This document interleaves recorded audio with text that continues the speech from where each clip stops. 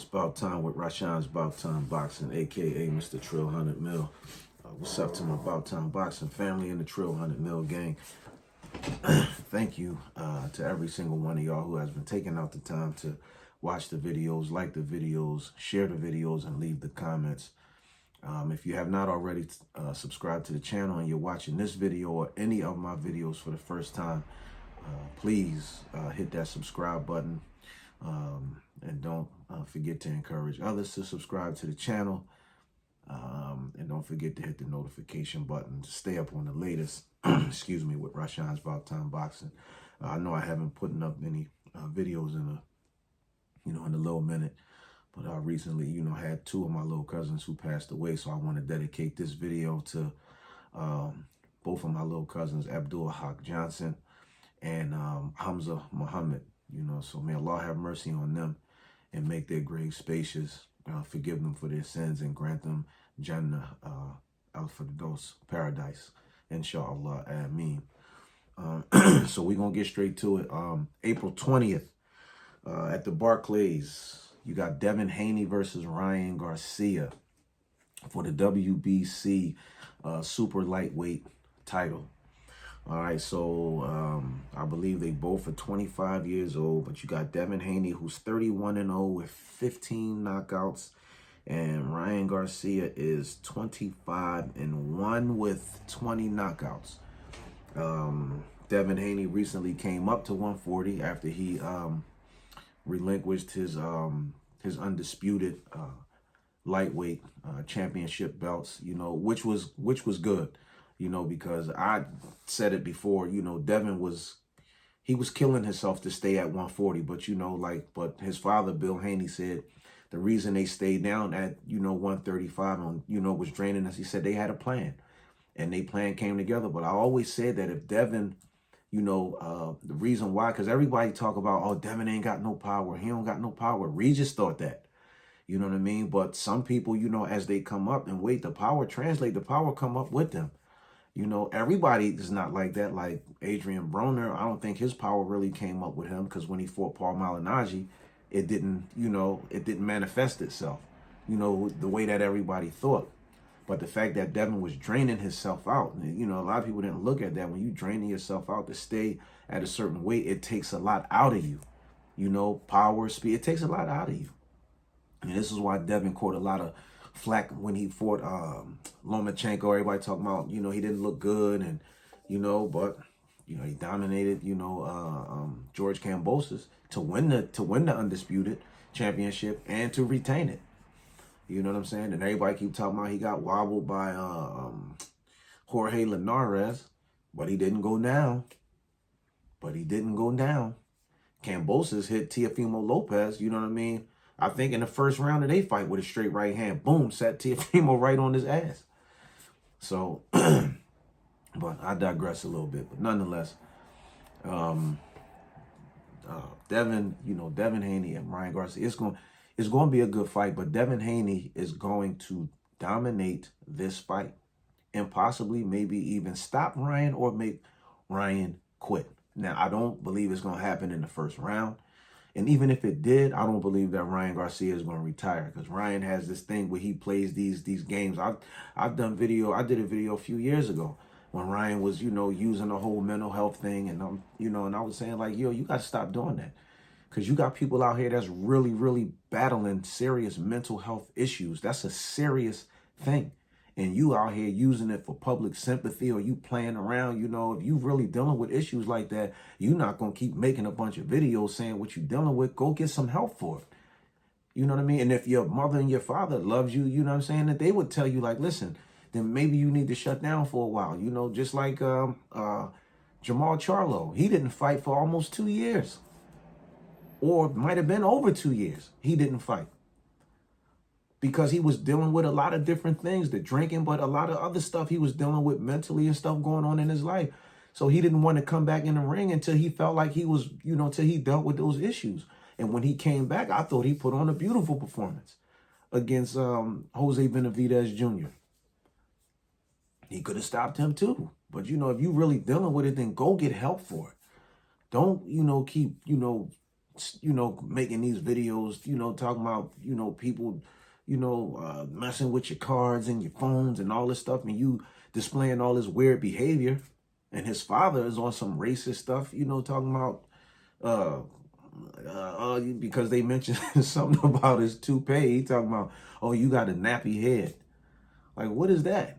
You know what I mean? Tomorrow, you got a nappy head. But then Ryan talking about he want to invite, you know, the spirit of Jesus Christ into the room. Like, but did y'all not read that Jesus had hair like sheep's wool and copper tone skin?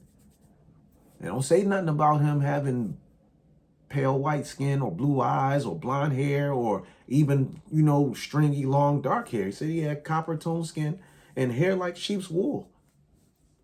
But y'all talking about y'all want to invite the spirit or get to know Jesus Christ as your Lord and Savior and all that type of stuff. Like, come on, man. This is the fight game. But y'all, you know, they trying to turn it into so many different other things. You know what I'm saying? And, you know, and I mean, listen, at the end of the day, with all that, with Bill Haney and then Bernard Hopkins, so you got their whole thing. And Bernard, yeah, listen, I agree wholeheartedly with Bill Haney said.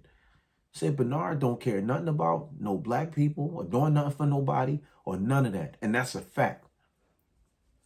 When I used to train, you know, when Bozy Ennis used to train me, Bernard Hopkins, you know, Bozy trained, you know, in the old, you know, in the dungeon. It was a lot of us there. It was, you know, his sons, Pooh and Farah Ennis, Jerron Boots Ennis. Boots was just a little kid then at the time. But Bernard Hopkins' nephew, Demetrius Hopkins, you know, the gladiator, you know, who he used to train in our gym too. He used to come with his trainer named Greeny. Rest in peace to Greeny. You know what I'm saying? Because Greeny was an old head, but he was a great trainer. But then Bozy started training Demetrius Hopkins. But Bernard wouldn't even advocate for his own nephew. He wouldn't even try to help his own nephew. So Bernard don't care about helping nobody but Bernard. That's why when HBO was in effect and you would hear Larry Merchant and Jim Lampley, you know, cracking these jokes about Bernard, talking about how cheap he is and how he don't leave tips for people and all that type of stuff. They laughing about it, but that's all true. You know, and Bernard is a Muslim. You know, at least you see Devin Haney and his father, they get up on a podium. They not, you know, they not shy, you know, about, you know, what they believe religiously. They not scared to say, you know, we thank God, Allah, you know, for this opportunity and nothing wouldn't happen without God and this, that, and the third. You know, Ryan confident about what he believed.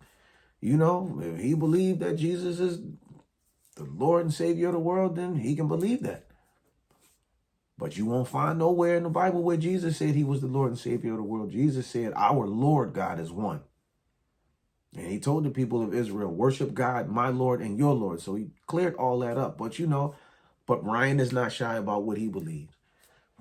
You know what I mean? But Bernard get up on the podium, you wouldn't even know. His Muslim name is Yusuf Ali. But, you know, maybe he want to go back to being called what they used to call him back in Philly, Heads. That was his nickname, Heads. Bernard don't talk about nobody. Bernard, you know, he did Lou DiBella dirty. Lou DiBella had to sue him, I think, for $500,000 because Lou DiBella helped him, you know, getting that tournament and all that helped. I think helped him get that Trinidad fight. He didn't want to pay Lou DiBella. He burnt Bowie Fisher. Rest in peace to Bowie Fisher. You know what I mean? Burnt him, but before his mother died, his mother told him, you need to go ahead and make that situation right with Mr. Leon, you know, Fisher, because he treated you like a son. So Bernard went and he had to make that situation right. He did Nazim Richardson dirty.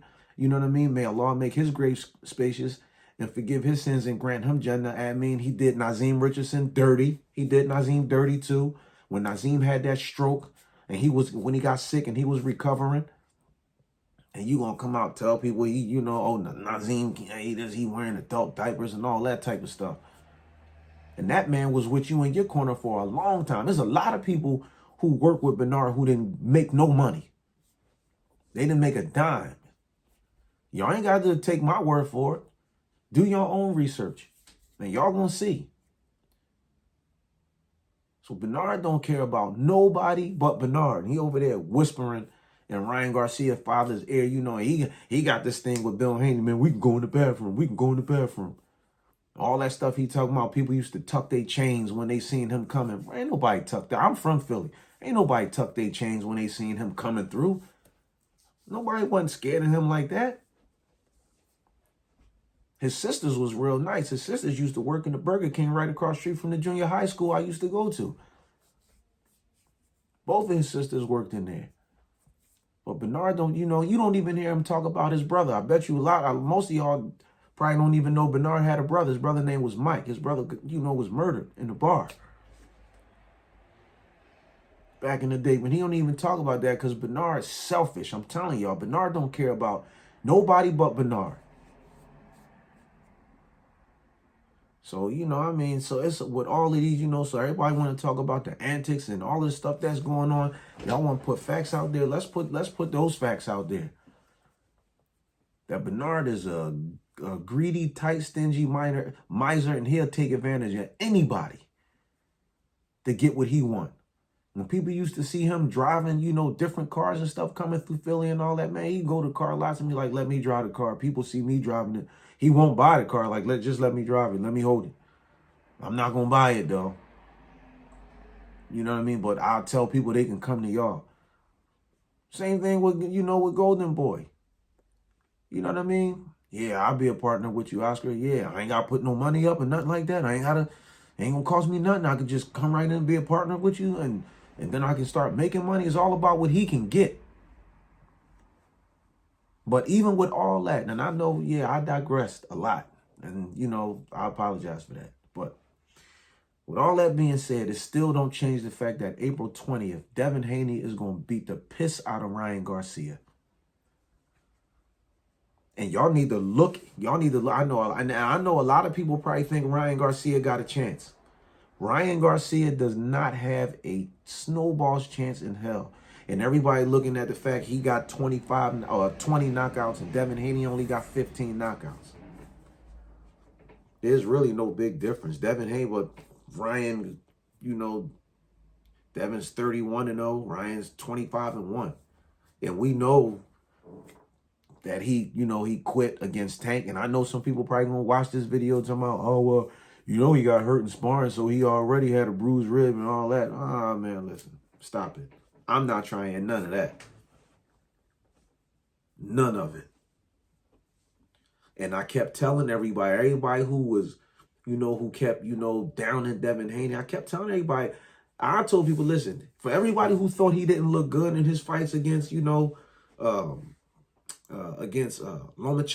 Jojo Diaz, and you know what I mean, and Cambosis and all that, even with him winning those fights, he still didn't, you know what I'm saying? But I kept telling everybody it's because he draining himself out. I said it after he won the belts. I said he should let the belts go and go up to 140, because that was going to make all the difference. And as soon as he dominated Regis Prograis, people still, was making up excuses for why Regis looked bad. Regis ain't make up no excuses. So why y'all making up excuses for him?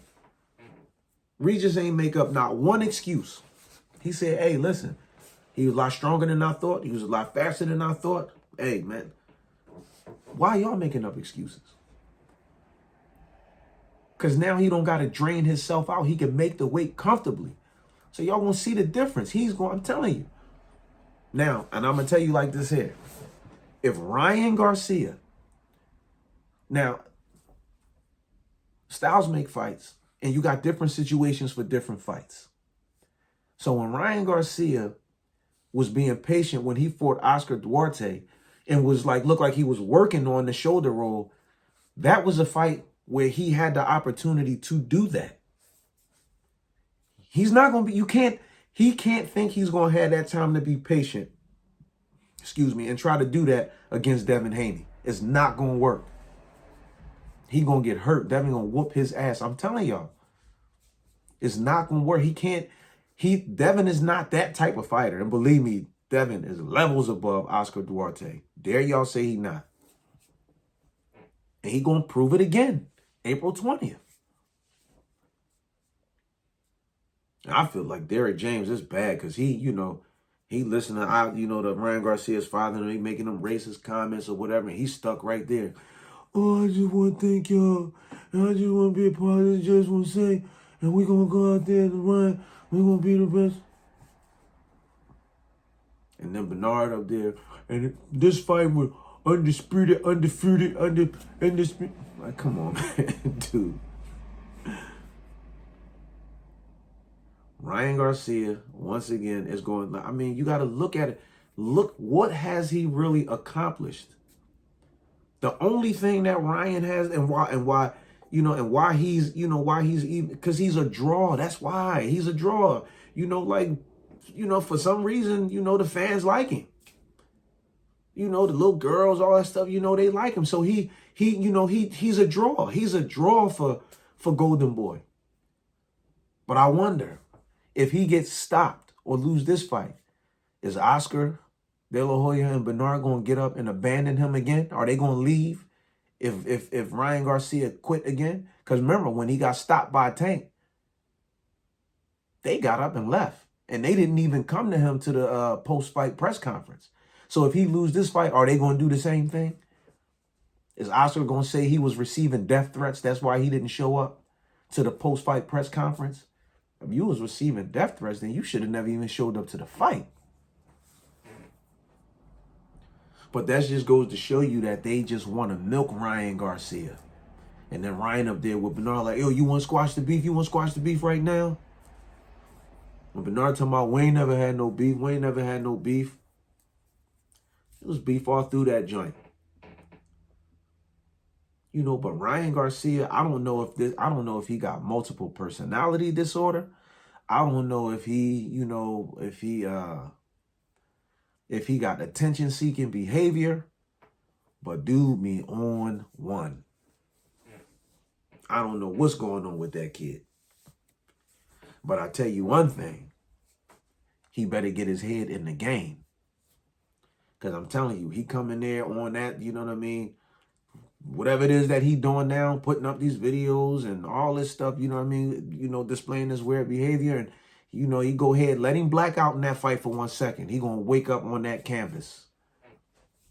He's going to wake up on that canvas. Because I'm telling you, Devin is going for that knockout or that stoppage. He's going for it.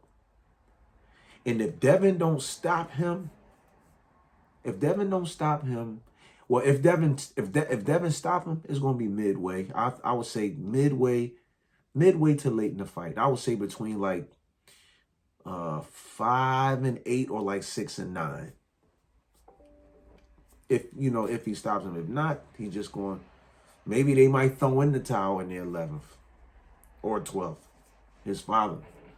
Depending on how bad of a whooping he's taking. But Ryan gonna come out he gonna come out trying to press. He gonna come out, he gonna come out and try to press. He gonna try to press it. He gonna come out and try to start fast. And like he gonna try to, try to overwhelm Devin, but Devin is different, man. Devin is, he has evolved so much as a fighter. I respect that. You know what I mean? Like, it's certain fighters, man, that I like. Richardson Hitchens is another one. But that's a video for another day. Jalil Hackett. Of course, Jaron Ennis. But it's a lot of fighters, man. That has evolved, and that's coming into their own. And Devin is here. He's here now. He planted his feet firm. He's here. And I would love to see him dominate at 140. And it's a lot of good fights down there for Devin at 140. A lot of good fights. Teofimo, Richardson Hitchens, Josh Taylor. You know what I mean? That guy, Barbosa, who Oscar let come up and say a few words. He talking about, I don't know what these guys is doing, why they, doing their promos and all that. I'm in the gym grinding. Like, that's because you're not on that level, dummy. You're not on that level yet. You got 29 fights, but you're not on that level. You don't know what it takes to, you don't know what goes into putting a pay-per-view fight together. You got to promote the fight and you have to train. So that means you got to be 1,000% focused on the task at hand, because it's a lot that comes with that. So obviously, you know what I mean? They have to promote the fight. That's all part of it. They have to go to different cities and promote the fight. They already over 10,000 ticket sales. But it probably wouldn't be that if you, Barbosa, was on the marquee. So when you get to that level, then you'll understand what it takes. Then you'll see why Devin and Ryan are, the press conferences, the promos, you know what I mean? And, and everything else that comes with it that they got to do, the commercials, all that stuff that come with it. This is a pay-per-view extravaganza. And one day, hopefully, you might get your shot to be, that guy. But, never even heard of you until then. So, I keep digressing. But anyway, April 20th at the Barclays, Devin Haney versus Ryan Garcia. Drop the comments in the comment section below and let me know what y'all think. Do y'all really think that Ryan Garcia, has a chance to beat Devin Haney? Because I know Mitch Blood Green, believes that Ryan Garcia is going to beat Devin Haney. He believes that. But, obviously, if he believed that, he's still suffering the effects from when Mike Tyson whooped his ass, inside and outside of the ring. So he must still be suffering the effects of that. So, man, nobody really take, because even on his little Twitter thing, he said he's trying to get back into the spotlight. So I guess he going to say or do anything stupid and or dumb that's going to bring some attention to, to him. He thought he was one of them type guys even as a fighter. But, anyway, I digress again.